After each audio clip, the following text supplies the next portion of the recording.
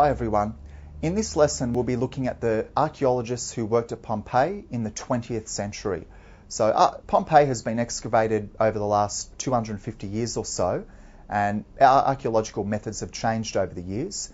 And in this lesson we'll just be focusing on some of the archaeologists who worked in the 20th century. We're not going to study all of them, but we'll just study some of the most important men who have worked at the site in the 20th century. There have been a number of important archaeologists who have worked at Pompeii in the 20th century. One of them is Vittorio Spinazzola. Probably the most important archaeologist is Amedeo Maiori, Giuseppe Maggi, Fausto Zevi, and Andrew Wallace Hadrill. And he's a man who worked there in the 20th century, but he's also crossed over into the 21st century. He stopped working in Pompeii in about 2009. So he's a 20th century archaeologist and a 21st century archaeologist. This is Andrew Wallace Hadrill here. The first one we'll look at is Vittorio Spinazzola. He's an Italian archaeologist. He lived from 1863 to 1943. He became the director of National Archaeological Museum of Naples in 1910. And this includes the site of Pompeii. Spinazzola began to dig in Pompeii for roads. The aim was to be able to understand the whole neighbourhood. So he wanted to excavate the road and the surrounding buildings to understand the neighbourhood. From 1910 to 1923, he oversaw an ambitious project to excavate the main street in Pompeii, the Via dell'Abbondanza. That is the Street of Abundance or the Road of Abundance. So Abbondanza means abundance and Via means road or street. So he wanted to excavate this main street in Pompeii and also the surrounding buildings. One of his outstanding contributions to the restoration of Pompeii was his meticulous reconstruction of the upper stories, the windows, the balconies and roofs of buildings lining the Via dell'Abbondanza. So he's excavated this street, this main street of Pompeii, and also looked at some of the surrounding buildings and excavated them. And one of the things he did was reconstruction. In the 20th century, this has been more of a focus of archaeologists. It's more about reconstructing things and also conserving things and preserving things. Especially in the last 20 or 30 years, the focus has really been on conservation and preservation. For the last 20 years, it hasn't been about excavation. It's been more about preserving and conserving things. And at this time, he was doing more restoration work. He also documented the phases of excavation with photographs. This is Fausto Zevi. Once again, he's an Italian archaeologist. In 1977, he took over as director. He actually suspended excavation activities and used every available resource for restoration and documentation programs. So this is a major change. This is a major shift. And even in Pompeii today, about a third of the city has not been excavated. And about half of Herculaneum or more has not been excavated. Right? They're just not excavating anymore. And he's really the one who stopped it. So in 1977, he became the director. He got the job that Amedeo Maiori used to have. He was in charge, and he decided that they would not excavate. It's more about preserving and restoring what's there and conserving what's already there. Giuseppe Maggi. At Herculaneum, Giuseppe Maggi was Director of Excavations from 1971 to 1984. In May of 1980, his excavation work revealed more than 150 victims, suggesting that many of the inhabitants may not have survived the catastrophe. So he did a lot of work at Herculaneum, and he made this very important discovery of the famous bodies in the boathouse. What happened is there was a boathouse near Herculaneum, and a lot of people were trying to escape. Remember, the volcanic eruption lasted for over 18 hours. So this whole process took 18 hours. The fumes, the pumice, all coming out of the volcano over a period of 18 hours. And so a lot of people escaped. They just got out.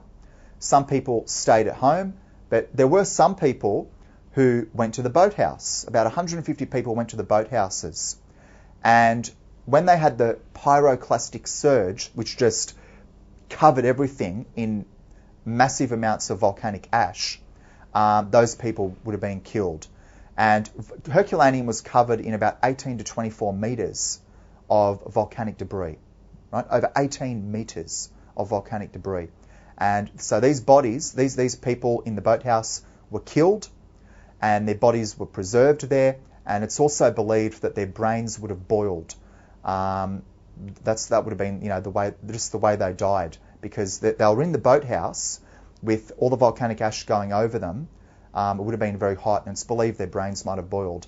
But anyway, it's very sad, very tragic, and very disturbing that they died like that. But he was the one who found these 150 victims. The next one is Amadeo Maiori. He was born in 1886 and died in 1963, and he was the director of excavations, and he's the most important archaeologist who worked at the site in the 20th century. Once again, he was an Italian archaeologist, and he's famous for his work at Pompeii. In 1924, he was made the chief archaeologist in Pompeii. He served as director until 1961. He died in Naples in 1963. And I've actually been to Naples. When I went on my trip to Italy, I went down to Pompeii on a tour bus with a tour guide. And we went past Naples, or we went into Naples, and you can actually see Mount Vesuvius from Naples. And then we went on to Pompeii. So Naples is very close to Pompeii. It's not very far away. In 1927, archaeological excavations at Herculaneum resumed under the supervision of Amadeo Maiori. His aim was to restore the town as close as possible to its state in 79 AD. From 1927 to 1929, the whole area of Insula 3 was excavated. This includes the House of the Skeleton. Magnificent houses, such as the House of the Mosaic Atrium, were uncovered. The House of Stags and the Central Baths were also uncovered. From 1933 to 1942, work was carried out on the Palestra, which was the exercise ground, and the House of the Jewel. Also, most of Insula 6. So he did a lot of excavation work during those years. The work was interrupted because of World War II. So Italy was involved in World War II, and naturally it was a major event, and they couldn't do work during that time. And Pompeii was even bombed during World War II. It was actually bombed in 1943, which was about the middle of the war, the height of the war. And so it's quite amazing. An ancient city like Pompeii actually suffered in World War II from bombing. Maiori resumed work after the war. He worked rapidly for 10 years and cleared 10 insulae, which is like 10 neighbourhoods. His methods have been criticised, especially his lack of systematic documentation. Andrew Wallace Hadrill. He's one of the scholars who worked at Pompeii, and he's a little bit different to the others. He's not an Italian, he's actually British. So he's a little bit different to the others, and his work, he's still alive today, so that's also how he's different. He's actually still alive, unlike some of the others. And he also crosses over. He worked at Pompeii in the 20th century, but he also worked there in the 21st century. He only stopped working at Pompeii in 2009. So he's a 20th century archaeologist and a 21st century archaeologist. He was the leader of the excavation project for the British School at Rome from 1995 to 2009. He is a noted classical scholar and author of many books on ancient history. In 2004, in an interview with the 60 Minutes television program, he was described as an angry archaeologist on a mission to save Pompeii. He was critical of the neglect of the archaeological site and argued that conservation issues needed to be addressed urgently. So this is a really big thing now in Pompeii in the last 20 years. It's all about conservation. Right? Conservation is the main issue. Conservation is the main thing that's been going on in the last 20 years. There's still parts of Pompeii which are not excavated. There's still a lot of Herculaneum which is not excavated. Right? Maybe one day you could be an archaeologist and go to Pompeii and work there and excavate something because a lot of it is not excavated. What they're doing is they want to conserve it, and they don't have a lot of money to pay for all of the things they need to do, like pay for the conservation and pay for the excavation. So they don't have all the funding they need to do everything that they want to do. And even parts of Herculaneum are actually covered by a modern day city. So you've got apartment buildings and things on the site where Herculaneum is, or the ruins of Herculaneum are. So if you wanted to go in and fully excavate Herculaneum, you'd have to knock down some apartment buildings and you have to buy those apartment buildings off the residents. It'd be very expensive. So really for the last 20 years it's mainly been about conservation, and Pompeii is suffering from a lot of things. You know, it's suffering from neglect, it's suffering a little bit from tourism. The tourists might cause damage to the site. So this is a big issue, and this is the main issue Andrew Wallace Hadrill was concerned with. He said in the interview with 60 Minutes, "Man is wreaking damage far greater than Vesuvius."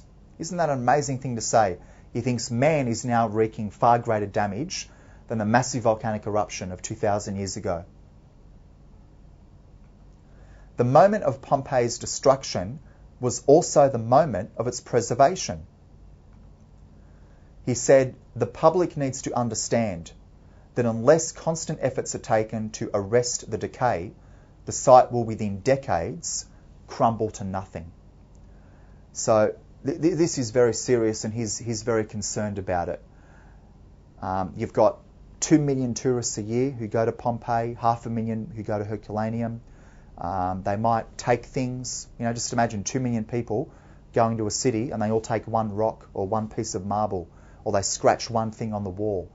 If you're going to take away something, that's 2 million pieces that can be taken away in 1 year, 2 million pieces of rock or marble. If 2 million tourists go to Pompeii and they all scratch one of the walls, one of the frescoes on the wall, well, that's 2 million scratches that can be on the walls of the city. There's even problems from the local pigeons, you're not allowed to kill the pigeons under Italian law. So there's a lot of issues, and the city is in decay, but we need to conserve it and look after it so future generations can continue to enjoy it. So these are some of the most important people who worked at Pompeii in the 20th century.